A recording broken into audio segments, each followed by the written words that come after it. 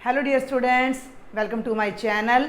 हम कर रहे हैं chapter number 5 continuity and differentiability और एक्सरसाइज 5.2 के फर्स्ट 5 क्वेश्चंस ऑलरेडी मैं सॉल्व करवा चुकी हूं। आज हम स्टार्ट करेंगे एक्सरसाइज 5.2 के क्वेश्चन नंबर 6 से। Differentiate with respect to x, y is equal to cos x cube multiplied by sine square x 5। सबसे पहले तो आपने ये समझना है कि यहाँ पर दो फंक्शन हैं हमारे पास। जब हमारे पास दो फंक्शन हैं तो हम कौन सा रिजल्ट यूज़ करेंगे? हम यूज़ करेंगे कि y is equal to u v की प्रोडक्ट अगर है तो d y by d x हमारा क्या आएगा? First function as it is derivative of second function as it is differentiation of first function, और उसको यहाँ यूज़ करेंगे तो हम लिखते हैं डिफरेंशिएटिंग। ये सब आपको मैं इसलिए बता रही हूँ कि फाइनल पेपर में आप केवल एक सिंगल क्वेश्चन अटेम्प्ट करके आते हो और उसी से ही आपकी प्रेजेंटेशन जज की जाती है, तो आपने तरीके से अपना क्वेश्चन करना है। Differentiating both sides with respect to x, got it? Formula लिख दीजिएगा साइड में, तो ये हो जाएगा d y by d x is equal to cos x cube as it is and differentiation of sine square x 5। अब मेरी बात ध्यान से सुनना, एक्स 5 तो एंगल है, साइड में रहेगा, ठीक है? और ये जो स्क्वेयर है मैं इसे ऐसे लिख सकती हूँ sine of x 5 whole square, got it? भाई हम सबको पता है कि साइन स्क्वेयर थीटा का मतलब होता है साइन थीटा होल स्क्वेयर, तो थीटा मैंने अंदर ही रखा, sine x 5 whole square. Clear है? इससे कंफ्यूजन नहीं होगा। आप इसको और भी छोटा करके इस तरीके से लिख सकते हो कि sine x raise to power 5 whole square. Got it? आ गया समझ में? आगे बढ़ूं, plus second function as it is, तो अब हम इसको यूं का यूं लिख देंगे sine square x of 5 and differentiation of cos x cube. Clear? अब हमें केवल दो फंक्शंस को ही डिफरेंशिएट करना है, एक इसको करना है और एक इसको एज इट इज लिखना है और इसको एज इट इज लिखना है। तो वो अब आपने थोड़ा सा ध्यान देना है। cos x cube as it is, अब यहाँ पर ध्यान दोगे साइन थीटा की पावर 2 है, तो पहले हम पावर वाला फॉर्मूला लगाएंगे। पूरे की पावर को देखो, मैं लास्ट लेक्चर में आपको बता चुकी हूँ कि अगर x की पावर n की डिफरेंशिएशन करनी है तो nx पावर n-1 हो जाएगी। लेकिन अगर किसी फंक्शन की पावर n है तो हमने क्या करना था? पावर आगे, फंक्शन की पावर 1 कम हो जाएगी और साथ में आ जाएगा फंक्शन का डेरिवेटिव। समझ में आ रही है मेरी बात आपको? तो यहाँ पर ये एक तरह से पूरे का पूरा फंक्शन है साइन एक्स 5 और उसकी पावर 2 है, तो पावर हम आगे लाएंगे, पूरे की पावर को, पूरे फंक्शन की पावर को 1 कम कर देंगे तो साइन एक्स 5 की पावर जो 2 थी वो 1 रह जाएगी। और अब इस फंक्शन की, इस बेस की एक बार हम फिर से डिफरेंशिएशन करने जा रहे हैं। समझ आ गया? आगे बढ़ूं, प्लस ये वाली फर्स्ट टर्म को ऐसे का ऐसा लिख दो, कुछ भी चेंज नहीं करना। कॉस थीटा, फिर से वही बात आ जाती है, अगर हम कॉस थीटा की सिंपल डिफरेंशिएशन करते हैं, डिफरेंशिएशन ऑफ कॉस एक्स, तो वो होती है माइनस साइन एक्स। लेकिन अगर हम डिफरेंशिएशन करते हैं कॉस ऑफ द फंक्शन की, सुन लो ध्यान से, कॉस ऑफ द फंक्शन की, तो वो क्या बनेगी? Minus sine of the function, और फंक्शन की एक बार फिर से डिफरेंशिएशन। ये सारी बातें मैं बता चुकी हूँ, लास्ट लेक्चर नहीं देखा है तो देख लीजिएगा कि कॉस ऑफ द फंक्शन है, मेन तो कॉस है ना, पूरे की पावर नहीं है, कोस के साथ एंगल पे पावर है, तो कोस थीटा वाला फॉर्मूला लगेगा तो डिफरेंशिएशन बन जाएगी माइनस साइन इसके साथ जो एंगल है वो, और उस एंगल को अब हम एक बार फिर से डिफरेंशिएट करेंगे।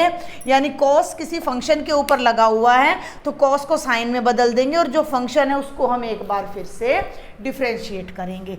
अब इसको एज इट इज लेके चलना है। देखो डिफरेंशिएशन का साइन केवल इसके आगे है तो इनको तो छेड़ना नहीं है, इनको एज इट इज लिखना है। तो ये कांस्टेंट है तो इसको आगे ले आओ, 2 ये हो जाएगा cos of x cube multiplied by sign of x5, और साइन x5 बिल्कुल इसी तरीके से हो गया है। मेन भाई जो x की पावर 5 है वो तो एंगल है, तो साइन थीटा की डिफरेंशिएशन कॉस थीटा होती है, तो ये हो जाएगा कॉस ऑफ x5, और x5 की डिफरेंशिएशन मैं एक बार फिर से करूँगी। अब इनको भी देखो, प्लस माइनस माइनस, ये वाली टर्म हमने छेड़नी नहीं है, साइन स्क्वेयर x5, ये as it is sine x cube, और एक्स क्यूब का डेरिवेटिव हो जाएगा 3x स्क्वेयर। एक लास्ट स्टेप हमारा बचेगा जिसको मैं यहीं पर आपको करवा रही हूँ, नेक्स्ट स्टेप में करना है। ये एज इट इज, ये एज इट इज, ये एज इट इज, और x की पावर 5 के आगे डेरिवेटिव है, तो ये x की पावर 5 का जो डेरिवेटिव है वो हो जाएगा 5x टू पावर 4। अब इन सबको मल्टीप्लाई करना है, लाइक टर्म कोई भी नहीं है, तो ये जो 5 है उसको यहाँ ले आओ। देखो वैसे तो हम ये भी कर सकते हैं 2 साइन थीटा कॉस थीटा, तो साइन 2 थीटा भी बन सकता है, लेकिन ज़्यादा कंफ्यूज होने की ज़रूरत नहीं है। 5 2 जा 10 कॉस एक्स क्यूब, इन दोनों को लिख देंगे sine x is to power 5 cos x is to power 5 minus ये 3 आगे आ जाएगा, sine square x is to power 5 sine x cube, और साथ में ये एक्स स्क्वेयर। अगर ये आंसर 1% आपकी बुक से मैच ना करे तो बुक वाले ने क्या किया होगा कि इसको, इसको और इसको तीनों को आप मिला सकते हो। कैसे भाई, हमारे पास आइडेंटिटी होती है 2 sine theta cos theta is equal to sine 2 theta, याद है क्लास 11th में, तो वही यहाँ लग जाएगी 2 sine x power 5 cos x power 5, तो ये बन जाएगा sine 2 times of x is to power 5। तो ये भी यहाँ पर आपको लिखा हुआ मिल सकता है। तो ये था क्वेश्चन नंबर 6। कोई भी डाउट हो कमेंट बॉक्स में लिखना है और शेयर कर दिया करें। सब्सक्राइब नहीं किया है तो ज़रूर कर ले। अगला क्वेश्चन देखते हैं। अब सॉल्व करते हैं क्वेश्चन नंबर 7। डिफ्रेंशिएट फिर से वही है, y is equal to 2 under root of cotangent x square. तो 2 को तो साइड में रख दो, साथ साथ चलता रहेगा। तो ये तो 2 हो गया, अंडर रूट का मतलब पावर 1/2 है, तो I can write it as cotangent x square की पूरे की पावर 1/2। Got it. अब जब हम इसको डिफ्रेंशिएट करेंगे तो 2 तो बाहर रह जाएगा, क्योंकि आपको मैंने बता रखा है कि डिफ्रेंशिएशन ऑफ के एफ एक्स अगर हम करते हैं तो k बाहर आ जाएगा और केवल fx का डेरिवेटिव हम करेंगे। तो अब जब हम यहाँ डिफ्रेंशिएट करेंगे तो y डैश और 2 आगे रह गया, इसको भूल जाओ। अब ये रह गया फंक्शन। अब ये क्या है, अभी बताया है 6th क्वेश्चन में मैंने, फंक्शन की पावर n है तो पावर आगे आ जाएगी, पूरे के पूरे फंक्शन की पावर 1 कम हो जाएगी, यानी कि कॉटेंजेंट एक्स स्क्वेयर की पावर 1/2 माइनस 1 हो जाएगी। और इसी कॉटेंजेंट एक्स स्क्वेयर को हम एक बार फिर से डिफ्रेंशिएट करेंगे। चलूँ आगे। 2 से 2 कैंसिल हो गया, आधा काम तो यहीं ख़त्म।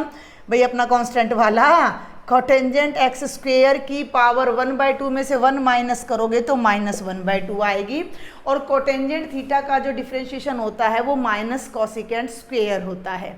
ठीक है, माइनस कॉसिकेंट स्क्वेयर थीटा होता है। तो भाई देखो, मैं बार बार आपको ये बात बता रही हूँ कि सिंपल अगर कॉटेंजेंट एक्स की आप डिफ्रेंशिएशन करते हो तो माइनस कॉसिकेंट स्क्वेयर एक्स आ जाएगी।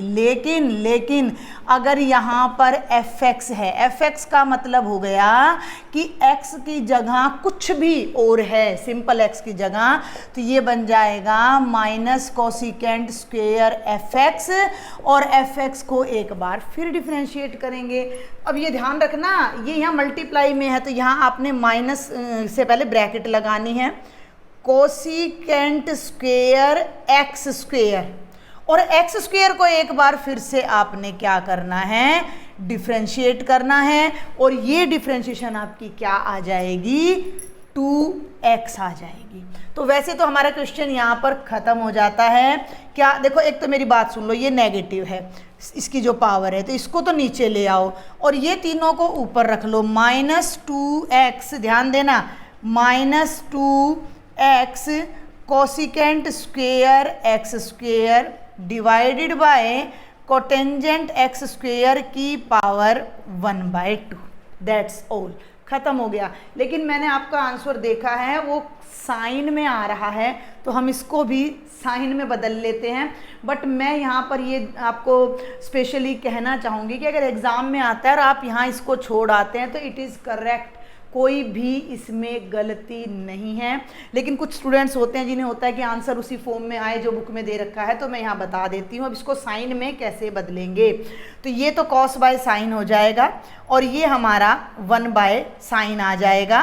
तो देखो ज़रा, -2x इसको डिनोमिनेटर में लाएंगे तो ये बन जाएगा 1 बाय, इसका मैं इधर लिख देती हूँ, साइन स्क्वेयर एक्स स्क्वेयर, और कोटेंजेंट थीटा होता है cos theta by sine theta, तो ये बन जाएगा cos of x square by sine of x square का अंडर रूट सारे का। ठीक है, अब हम साइन को मर्ज कर लेंगे, साइन को अलग कर लेंगे, थोड़ा उधर करते हैं इसको, थोड़ा सा ये है कंफ्यूजिंग है, तो मैं तो सजेस्ट नहीं करूँगी कि आप इसको साइन में बदलो, थोड़ा लंबा हो जाएगा आपके लिए ये। देखो थोड़ा समझने की कोशिश करें, ऊपर आ जाएगा भाई 2x और डिनोमिनेटर को समझो, ध्यान से देखना, ये तो साइन की, इधर भी साइन एक्स स्क्वेयर है और इधर भी साइन, इधर साइन एक्स की स्क्वेयर की पूरे की पावर 2 है, पूरे की पावर 2 है, और ये अंडर रूट है, ऊपर भी अंडर रूट है नीचे भी, तो अंडर रूट मतलब पावर 1/2, तो ये पावर 1/2 है। एक ही बेस की जब डबल पावर है तो यहाँ पावर 2 है और यहाँ पावर 1/2 है, तो पावर माइनस हो जाएगी। सिंपल सा रिजल्ट है, a raise to power m by a raise to power n is equal to a raise to power m minus n। ये साइन एक्स स्क्वेयर का स्क्वेयर है और ये साइन एक्स स्क्वेयर का अंडर रूट है, तो यहीं पर आ जाएगा साइन एक्स स्क्वेयर की पावर 2 माइनस 1/2, और ये कॉस एक्स स्क्वेयर का अंडर रूट अलग से है, तो इसको हम छेड़ेंगे नहीं।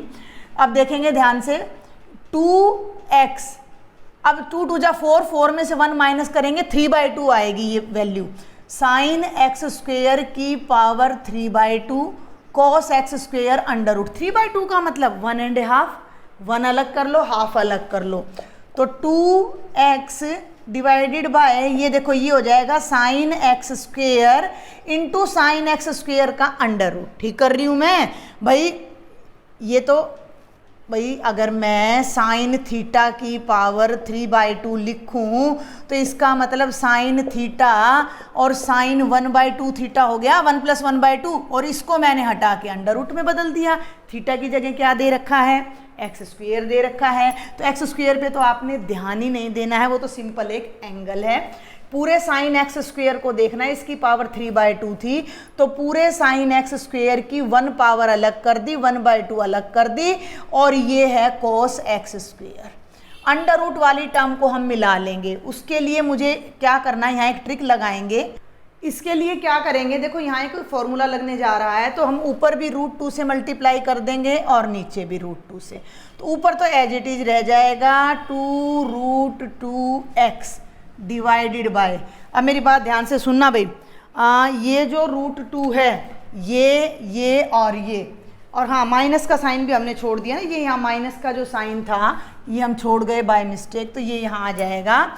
अब ये 3 टर्म्स जो मैंने अंडरलाइन की हैं, इन तीनों पे अंडर रूट है, तो इनको एक जगह कर लेते हैं और इसको आगे ले लेते हैं साइन एक्स स्क्वेयर को, तो ये हो गया साइन एक्स स्क्वेयर, और ये तीनों ही टर्म्स अंडर रूट में चली गई, 2 ये हो गया sign x square multiplied by cos x square, 2 sine theta cos theta, अभी बताया मैंने साइन 2 थीटा, तो -2√2x divided by sine of x square, और ये अंडर रूट में आ जाएगा साइन 2 थीटा, थीटा कितना है एक्स स्क्वेयर है, तो साइन ऑफ 2x स्क्वेयर। आपकी बुक में ये आंसर दिया गया है जो कि बहुत ज़्यादा उलझा हुआ है, तो मैं बिल्कुल आपको बार बार सजेस्ट करूँगी कि आप यहाँ नहीं बल्कि यहीं पर इस क्वेश्चन को छोड़ दीजिए, दैट्स ऑल, दैट्स इनफ। ठीक है, आगे बढ़ते हैं। Next is question number 8, very simple. Differentiate y is equal to cos root x, cos of f x है, डिफ्रेंशिएशन करोगे तो कॉस थीटा की डिफ्रेंशिएशन होती है माइनस साइन थीटा, ठीक है ना भाई। बार बार मैं लिख रही हूँ, देखो ध्यान देना है इस बात पर आपने कि कॉस ऑफ फंक्शन की डिफ्रेंशिएशन करेंगे तो माइनस साइन ऑफ फंक्शन और multiplied by f dash x यानी फंक्शन का डेरिवेटिव आ जाएगा। तो minus sine of root x और रूट एक्स को एक बार फिर से डिफ्रेंशिएट कर दीजिए। रूट एक्स का मतलब एक्स की पावर 1/2, तो ये हो जाएगा minus sine of root x, power 1/2 आगे, एक्स की पावर 1 कम हो जाएगी, माइनस 1/2 नीचे आ जाएगा। सारा अरेंज करते हैं, माइनस ये 1/2 है तो साइन रूट एक्स, ये 2 नीचे, पावर माइनस 1/2 बनेगी जो नीचे आकर प्लस का 1/2 हो जाएगी, जिसको हम अंडर रूट में बदल देंगे और इस 1 को यहाँ से हटा देंगे। तो ये हमारा सिंपल सा आंसर आ जाएगा। और आगे के 2 क्वेश्चन और रह जाते हैं, उनको सॉल्व करते हैं। Now we will solve question number 9। Question number 9 और 10 दोनों ना डेफिनेशन पर बेस्ड है। स्टेटमेंट पढ़ते हैं पहले। Prove that the function f given below is not differentiable at x is equal to 1। ये आपका फंक्शन है f x is equal to mod of x minus 1, x belongs to R. इसको हमने बताना है कि ये फंक्शन 1 पॉइंट पर डेरिवेबल नहीं है, ठीक है। अब डिफरेंशिएशन मॉडुलस फंक्शन है तो हमें left and right hand derivative दोनों देखने पड़ेंगे। अब आप मेरी बात को समझो, मैंने आपको क्या बताया था कि किसी पॉइंट सी पर डेरिवेटिव का क्या मतलब है। Limit of f x minus f c by x minus c as x tends to c, ये मैंने बताया था। अब मुझे चाहिए, ये तब एग्जिस्ट करेगी लिमिट हम पढ़ चुके हैं कॉन्टिन्यूटी में। कोई भी लिमिट तब एग्जिस्ट करती है जब उसका लेफ्ट हैंड लिमिट और राइट हैंड लिमिट दोनों एग्जिस्ट करे, दोनों इक्वल हो। तो इसकी भी लेफ्ट हैंड लिमिट और राइट हैंड लिमिट दोनों एग्जिस्ट करे। लेफ्ट हैंड लिमिट का मतलब लेफ्ट हैंड डेरिवेटिव एग्जिस्ट करे। तो समझें इस बात को, एक बार देखेंगे कि लेफ्ट हैंड डेरिवेटिव का क्या मतलब है।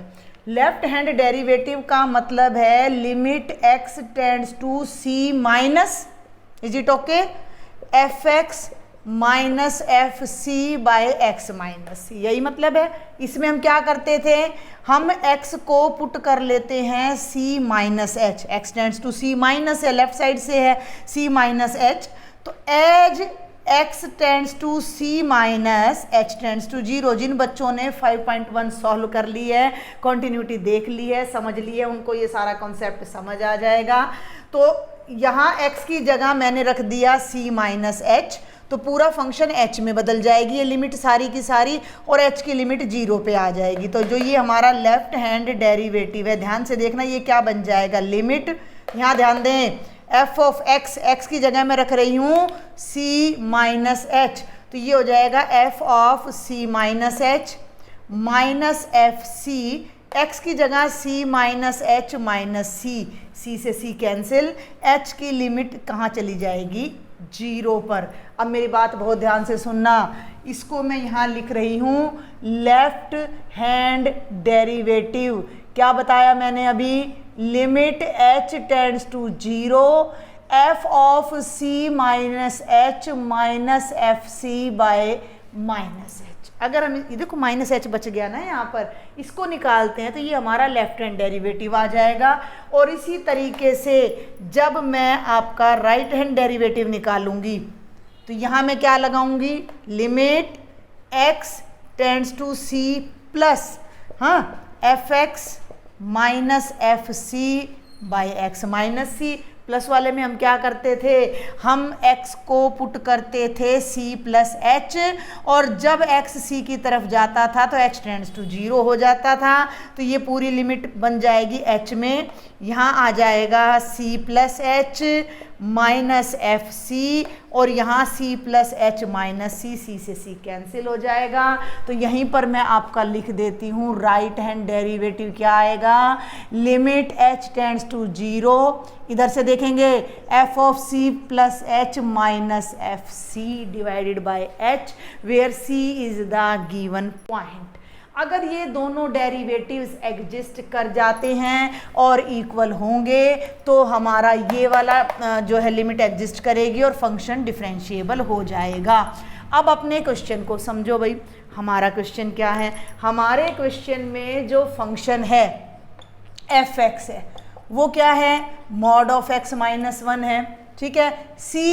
सी की वैल्यू जितने पर हमने डिफरेंशिएबिलिटी चेक करने की डेरिवेबल नहीं है वो सी है, तो सी हमारा कितना हो जाएगा, 1 हो जाएगा। और अब मैं आपको यहाँ निकाल कर दिखाती हूँ लेफ्ट हैंड डेरिवेटिव। ध्यान देंगे अब मेरी बात पर, उसी में वैल्यू पुट कर रही हूँ मैं, इस पर फोकस कर लेना। अब मैं इसको दोबारा नहीं लिखूंगी, तो ये हो जाएगा limit h tends to 0, f of c minus h की जगह ये आ जाएगा f ऑफ 1 माइनस h, क्योंकि c 1 है, और -1 divided by minus h। Clear. अब देखो limit h tends to 0 f of 1 minus h, भाई ये है फंक्शन, यहाँ x की जगह 1 माइनस h रखोगे तो यहाँ भी रखोगे तो ये आ जाएगा mod of 1 minus h minus 1, 1 पे वैल्यू तो यहाँ 1 रख दो, मॉड ऑफ 1 माइनस 1 और डिवाइडेड बाय माइनस h। ठीक है, आगे बढ़ूँ। लिमिट h टेंड्स टू 0, 1 से 1 कैंसिल हो गया, माइनस h का मॉडुलस और 1 में से 1 गया 0 divided by minus h। Magnitude से बाहर कोई भी टर्म आएगी पॉजिटिव हो जाएगी, तो ये हो जाएगा लिमिट h टेंड्स टू 0, ये हो जाएगा प्लस का h, नीचे है माइनस h। लिमिट को हम बिल्कुल लास्ट में पुट करते हैं जब सब कुछ सॉल्व हो जाता है। h से h कैंसिल हो गया और ये आ गया limit h tends to 0 -1, limit रखने की जगह ही नहीं है तो लेफ्ट हैंड डेरिवेटिव मेरा आ जाता है -1। क्लियर है, बात समझ आ गई। आगे बढ़ूँ, कोई भी डाउट हो भाई मुझे बताना, टेलीग्राम पे ग्रुप है आपके लिए, उसमें मैसेज करो, कमेंट बॉक्स में मैसेज करो, व्हाट्सएप पे ग्रुप बना रखा है मैंने क्लास 12th के लिए, वहाँ अपनी प्रॉब्लम्स आप मुझसे शेयर करो। लेकिन ये समझ तभी आएगा जब आपने 5.1 पूरी कर ली है, लिमिट आपको समझ में आ गई है, कॉन्टिन्यूटी आपको समझ में आ गई है। अब इसी फंक्शन का राइट हैंड डेरिवेटिव ले लेते हैं हम। Right hand derivative, limit h tends to 0, x की जगह हमने यहाँ 1 रखना है, c की जगह, तो ये हो जाएगा f of 1 plus h minus f1 divided by h। Clear, ये हो जाएगा लिमिट h टेंड्स टू 0, यहाँ पुट करो भाई, यहाँ 1 plus h modulus of 1 plus h minus 1, -1 पे वैल्यू यहाँ फिर पुट करो, modulus of 1 minus 1 divided by h। अब मेरी बात ध्यान सुना, 1 से 1 कट गया, ये 0 आ गया, h का मॉडुलस करोगे तो केवल h आएगा, दिख रहा है, प्लस h है, मॉडुलस से बाहर आकर प्लस h ही रहेगा, h से h कट के 1 और राइट हैंड डेरिवेटिव 1 आ जाएगा। -1 1 के इक्वल नहीं है, left hand derivative right hand derivative के इक्वल नहीं है, तो हम लिख देंगे कि given function is not differentiable at x is equal to 1। आगे बात समझ में, डेफिनेशन से करना है। और इस एक्सरसाइज का जो लास्ट क्वेश्चन है वो ग्रेटेस्ट इंटीजर फंक्शन पर है। यहाँ मैं एक बात रिपीट कर दूँ, ग्रेटेस्ट इंटीजर फंक्शन कॉन्टिन्यूटी में भी आया है, 5.1 में एक एग्जाम्पल है, एक क्वेश्चन है, तो बहुत डिटेल में मैंने वहाँ ग्रेटेस्ट इंटीजर फंक्शन समझा रखा है। अब मैं उसको डायरेक्ट यहाँ पर इन्हीं दोनों लिमिट्स की हेल्प से दिखाऊंगी कि वो डेरिवेबल है या नहीं है। And this is the last question, question number 10। This is question number 10 of exercise 5.2. Prove that the function f, yes 10 है, given below is not differentiable at x is equal to 1 and x is equal to 2। 2 points आपको दे दिए, दोनों पर check करना है, means एक ही question में 2 question आपके बन गए हैं। और फंक्शन है f x is equal to greatest integer function x, where x is lying between 0 and 3, 0 से बड़ा है 3 से लेस है। ग्रेटेस्ट इंटीजर फंक्शन बता चुकी हूँ, कॉन्टिन्यूटी में बहुत अच्छे से करवा चुकी हूँ, बस एक छोटी सी बात आपको रिमाइंड करा रही हूँ कि अगर हमारा greatest integer function a minus h है, जहाँ a इंटीजर है, h is a very small number near to 0, तो ये a माइनस 1 लिखा जाता है, और अगर ये a प्लस h है तो ये हमारा केवल a लिखा जाता है। ठीक है। इसके लिए आप मेरे प्रीवियस लेक्चर देख सकते हो, कमेंट बॉक्स में मैं लिंक डाल दूंगी आपको। मान लो 1 2 3 है और 1.5 की ग्रेटेस्ट इंटीजर वैल्यू लेनी है, ये 1.5 है, तो क्या बताया था, इससे छोटे जितने भी इंटीजर्स हैं उनमें सबसे बड़ा, तभी इसको ग्रेटेस्ट इंटीजर फंक्शन बोलते हैं, और कुछ नहीं। तो इससे जस्ट पहले जो इंटीजर आएगा वही हमारा आंसर है। तो 1.5 को अब मैं दो तरीके से लिख सकती हूँ, सुन लो मेरी बात ध्यान से। अगर मैं 1.5 को लिखती हूँ 1 + 0.5 तो भी मेरा आंसर 1 आ रहा है, और इसी 1.5 को अगर मैं लिखती हूँ 2 - 0.5 तो भी मेरा 1.5 तो बनेगा, लेकिन आंसर तब भी 1 आना है। अब उस आंसर को इस इंटीजर में कन्वर्ट करना है, इस इंटीजर में कन्वर्ट करना है तो 2 - 1। तो लॉजिक को पकड़ेंगे कि जब भी हम ग्रेटेस्ट इंटीजर फंक्शन सॉल्व कर रहे हैं तो a + h, a इंटीजर है, any integer plus any value small value near to 0 में की फॉर्म में जब लिखते हैं तो आंसर केवल ये आता है, यानी a आता है। a - h की फॉर्म में जब हम लिखते हैं a integer, h is a very small number near to 0, तो आंसर a - 1 की फॉर्म में आता है। बहुत डिटेल में पहले भी समझा चुकी हूँ। तो अब हम इसको पहले 1 पे चेक करेंगे, इसकी डेरिवेबिलिटी, कि ये कह रहा है कि शो करो कि दिस इज़ नॉट डिफरेंशिएबल। पहले इसने आंसर तो बता दिया है कि भैया डिफरेंशिएबल तो ये है नहीं। तो चलते हैं भाई अब इस पर। अब एक बात का ध्यान रखेंगे कि पहला केस ले रही हूँ मैं कि जब x1 है, x1 का मतलब है कि c की जगह मैंने 1 रखना है, तो लेफ्ट हैंड डेरिवेटिव क्या हो जाएगा, limit h tends to 0 f of 1 - h minus f c आना था ना, मैं वही देख रही हूँ क्या लिख दिया मैंने इधर, एफ सी आएगा तो ये हो जाएगा f of 1 divided by -h। चलूँ आगे, limit h tends to 0, function पे ध्यान दो, ये है आपका फंक्शन और इसकी वैल्यू 1 - h पे लेनी है, तो यहाँ मैंने पुट कर देना है 1 - h, फिर यहाँ पर पुट कर देना है 1 डिवाइडेड बाय -h। अब वो जो रिजल्ट मैंने अभी बताया है पहले उससे सॉल्व करेंगे। लिमिट्स हम बिल्कुल लास्ट में यूज करते हैं, तो limit h tends to 0 1 - h, 1 - h का मतलब हो जाएगा 1 - 1 यानी कि 0, और इसको सॉल्व करोगे तो भी 1 और डिवाइडेड बाय -h। बहुत ध्यान से देखना, 1 से 1 कैंसिल हो गया, ये बचता है limit h tends to 0 -1 by -h, minus से माइनस कैंसिल, 1/0 रखोगे तो लिमिट आ गई इन्फिनिटी। समझ आ गया। अब आ जाओ राइट हैंड डेरिवेटिव पे, तो राइट हैंड डेरिवेटिव को जब सॉल्व करोगे तो limit h tends to 0 f of c की जगह 1 रखोगे 1 + h minus f of c divided by h। Function में वैल्यू पुट करो भाई, f की वैल्यू निकालनी है यहाँ पर पहले, तो यहाँ ये वैल्यू यहाँ पर पुट करेंगे तो ये बनेगा 1 + h की greatest integer value -1 divided by h। ये लॉजिक समझ आ गया, क्वेश्चन में कुछ भी नहीं है। तो ये हो जाएगा limit h tends to 0 1 + h, कितना बताया था 1, तो ये तो 1 और ये भी 1 डिवाइडेड बाय h, 1 में से 1 गया 0 और बाय h, 0/h का मतलब 0 आ जाएगा। बिल्कुल सिंपल सी बात है, तो लिमिट रखने की जरूरत नहीं है। लेफ्ट हैंड डेरिवेटिव इन्फिनिटी आ रहा है, राइट हैंड डेरिवेटिव 0 आ रहा है, and both are not equal. It means हमारा जो ये गिवन फंक्शन है वो 1 पर डेरिवेबल नहीं है। अब हम इसी रिजल्ट को प्रूव करते हैं x = 2 के लिए कि भाई x = 2 के लिए डेरिवेबल नहीं है, तो c के प्लेस पर मैं क्या रखती चली जाऊंगी, 2 रखती चली जाऊंगी। तो limit h tends to 0 f of 2 - h minus f of 2 divided by -h। थोड़ा सा ध्यान से हम करेंगे, लिमिट h टेंड्स टू 0 ये फंक्शन है, तो यहाँ मैं रखूंगी 2 - h और माइनस में f ऑफ 2, तो यहाँ फिर से 2 रखूंगी डिवाइडेड बाय -h। 2 - h यहाँ से देख लो तो ये बनेगा 2 - 1 भाई, तो ये हो जाएगा लिमिट h टेंड्स टू 0 2 - 1 - 2 और भाई नीचे है -h, 2 से तो 2 कैंसिल हो गया, और देखो -1 से -h का नेगेटिव साइन कैंसिल हो जाएगा, तो ये बनेगा limit h tends to 0 1/h 1/0, यानी right hand left hand derivative मेरा आ गया इन्फिनिटी। और राइट हैंड डेरिवेटिव की जब मैं बात करती हूँ तो limit h tends to 0 f of 2 + h फिर से -f of 2 divided by h।